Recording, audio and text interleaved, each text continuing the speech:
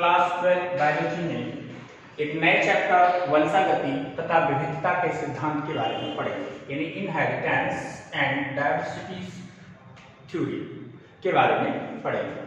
देखिए यहाँ पर अगर हम सीधे सीधे वंशागति की बात करें, ठीक, वंशागति, ठीक, इसे हम आनुवंशिकी भी कह सकते हैं।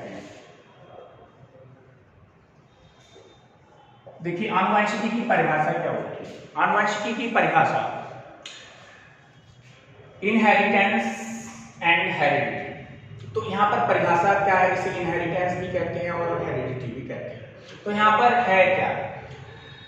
जीवों में एक पीढ़ी से संतान पीढ़ी में, यानी कि जो पीढ़ी है उससे अगली संतान पीढ़ी में जाने वाले जो लक्षण होते हैं उन लक्षणों को आनुवंशिक लक्षण या वंशागत लक्षण कहते हैं, और उन लक्षणों के जाने की जो प्रक्रिया है उसको वंशागति या आनुवंशिकता कहते हैं। तो यहाँ पर क्या होता है?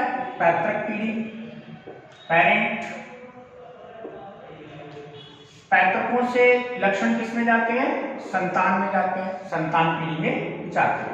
तो यहाँ पर जो लक्षण जा रहे हैं ये वाले, इन लक्षणों को यहाँ पर कहते हैं हेरिडिटी कैरेक्टर कहते हैं, हेरिडिटी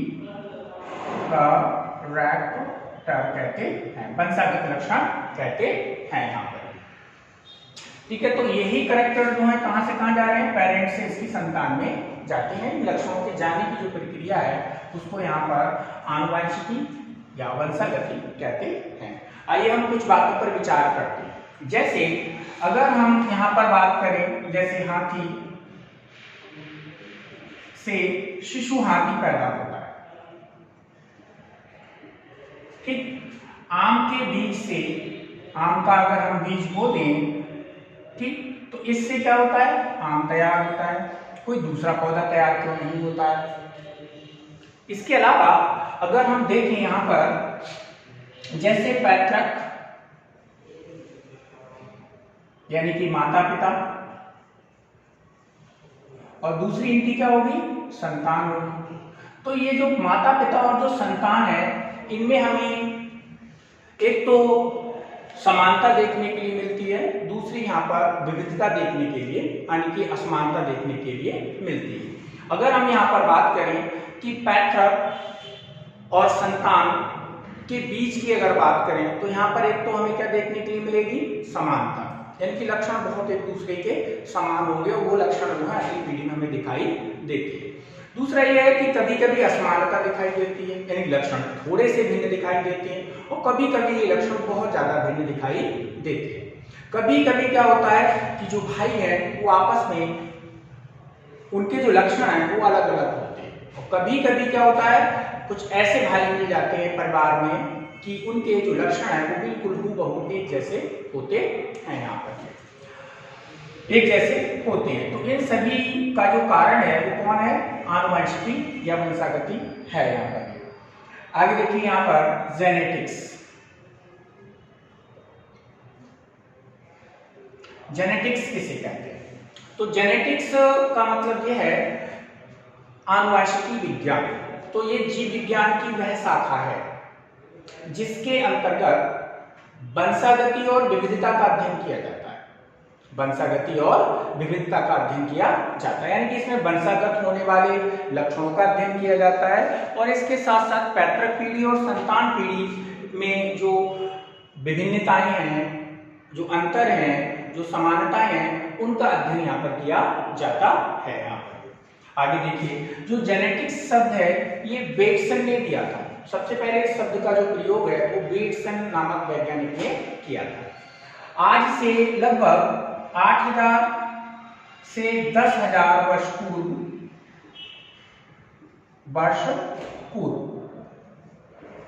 पृथ्वी पर लोगों को ये पता था कि विविधता का जो कारण है वो लैंगिक प्रजनन है। विविधता का, यानी कि पृथ्वी पर जो विविधता है उसका कारण कौन है? लैंगिक जनन में छुपा हुआ है, लैंगिक जनन में छुपा हुआ है। इसके अलावा आपको बताएं कि हमारे देश में भी पता था कि किस तरीके से एक अच्छी जाति तैयार की जा सकती है पौधों की और जंतुओं की।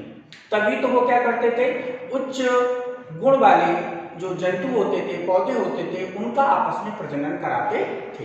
इसी का एक उदाहरण है पंजाब की साहिवाल, पंजाब की साहिवाल गाय, साहिवाल गाय।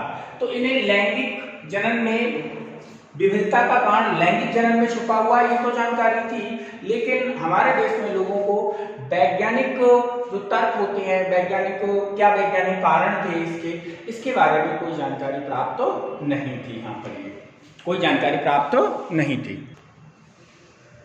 ग्रेगर जॉन मेंडल, ठीक है, तो वंशागति, आधुनिक वंशागति का इनको जनक कहा जाता है। तो इनके बारे में भी थोड़ी सी जानकारी ले लेते हैं।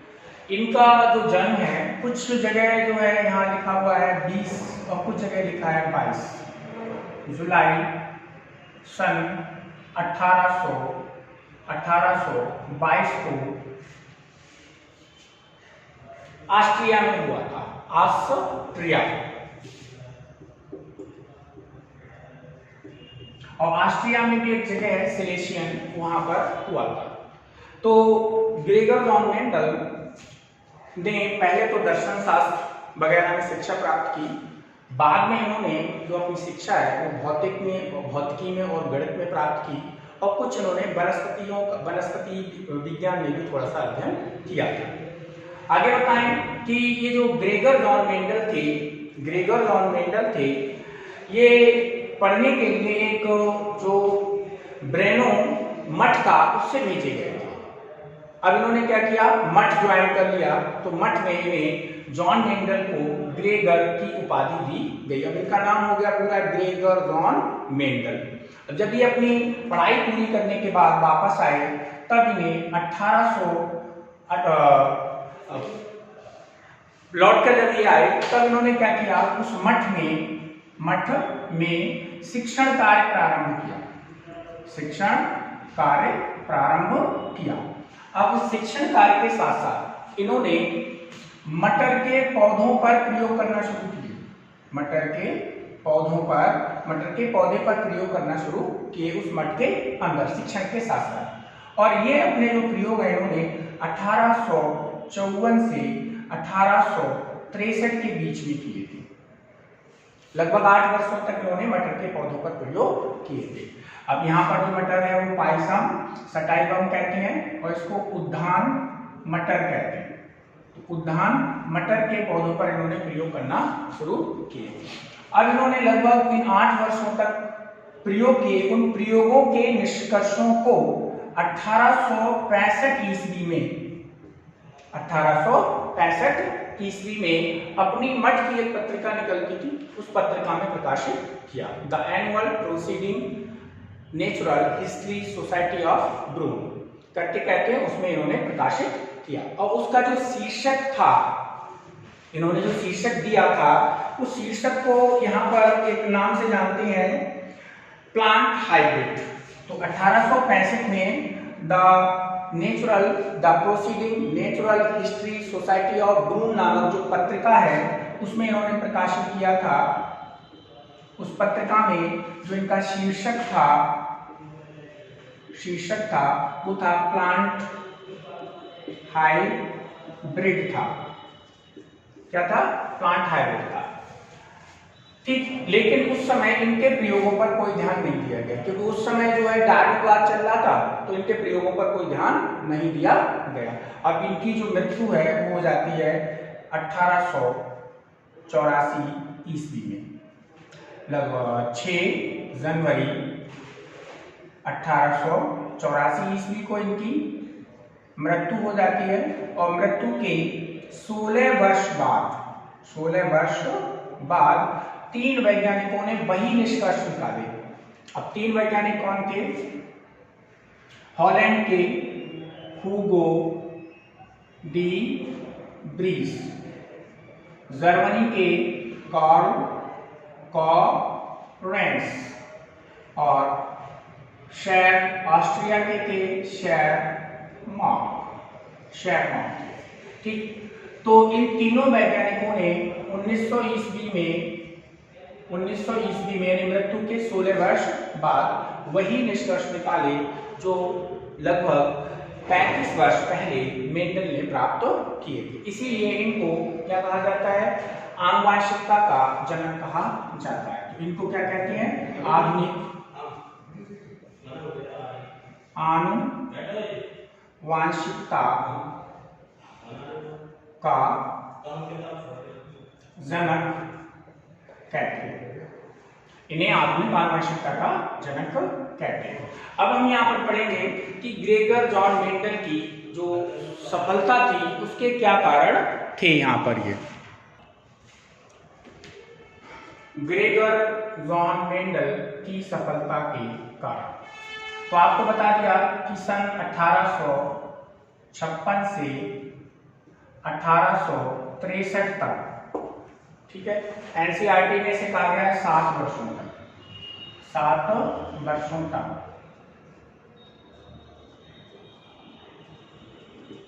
ठीक है। तो 7 वर्षों तक इन्होंने किस पर प्रयोग किए थे, अपने मटर के पौधे पर प्रयोग किए थे। और मटर के पौधे को भी अगर आप उद्यान मटर कहेंगे तो ज्यादा अच्छा होगा, एक ही बार में नाम याद हो जाएगा।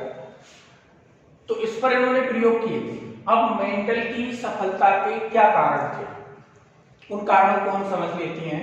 सबसे पहले इनकी कार्यविधि, इनकी जो कार्यविधि थी वो थोड़ी सी अलग थी। वो क्या थी कि इन्होंने एक बार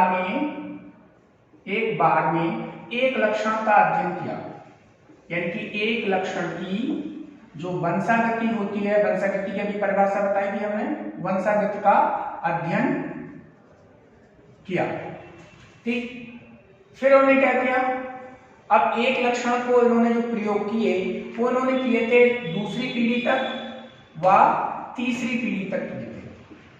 कितनी पीढ़ी तक किए थे, जो जिस लक्षण को लेकर इन्होंने अध्ययन कराया गया था उस लक्षण को ऐसा नहीं कि उसी पीढ़ी तक करके उसको छोड़ दिया, उसको वो दूसरी पीढ़ी तक ले गए, उसके बाद तीसरी पीढ़ी उससे प्राप्त की। अब इन्होंने क्या किया, अपने प्रयोगों के जो निष्कर्ष होती हैं उन निष्कर्षों को लिख कर रखा। क्या रखा इन्होंने, लिख कर रखा, यानी पूरा जो डाटा है उसका बनाकर रखा, उस डाटा को तैयार करके रखा। बोले इसका जो है बाद में सांख्यिकी उपयोग करेंगे और इसका जो मैथमेटिक गणितीय उपयोग किया जाएगा, उसके लिए इन्होंने इसको पूरा बना के रखा। आगे है कि इन्होंने अपने प्रयोग के लिए ट्रू ब्रीड्स प्राप्त किए थे, ट्रू ब्रीड प्राप्त किए। अब इन्होंने ट्रू ब्रीड्स कैसे प्राप्त किए, यानी कि यहां पर इन्होंने ऐसे पौधों को प्राप्त किया जिनके अंदर जो लक्षण है मिश्रित होने की संभावना ना हो। इसके लिए इन्होंने क्या किया, कई पीढ़ियों तक स्वपरागण कराया मटर के पौधों में। अब स्वपरागण कराने के बाद में जो पौधे प्राप्त हुए वो शुद्ध लक्षण वाले थे, शुद्ध लंबे या शुद्ध बौने, शुद्ध गोल बीज वाले, शुद्ध इस तरीके से थे, यहाँ पर शुद्ध लक्षण वाले थे यहाँ पर ये। तो इसको जो संतत प्राप्त हुई वहां पर कई पीढ़ियों तक स्वपरागण कराने के बाद उसको यहाँ पर उन्होंने नाम दिया ट्रू ब्रीड नाम यहाँ पर दिया। अब इन्होंने क्या किया, एक क्यारियों में रखा, अलग अलग लक्षणों के पौधों को अलग अलग क्यारियों में बोया, यानी जिस तरीके के पौधे थे उनको अलग क्यारियों में इसलिए बोया कि ये लक्षण आपस में मिल ना जाए। अब बात आती है कि वस्तु का चयन, तो मेंडल ने मटर के पौधे का ही चयन क्यों किया, तो उसके कई कारण हैं मटर के पौधे के। सबसे पहली बात है, मटर का जो पौधा है वो वार्षिक होता है, इसका जीवन काल 3 से 4 माह होता है, यानी कि 3 से 4 माह में परिपक्व होकर तैयार हो जाता है, यहाँ पर तैयार हो जाता है, 3 से 4 माह इसका जीवन काल। दूसरी बात यह है कि ये जो है इसके पुष्प में पुंकेसर भी पाए जाते हैं, और जायन भी पाया जाता है।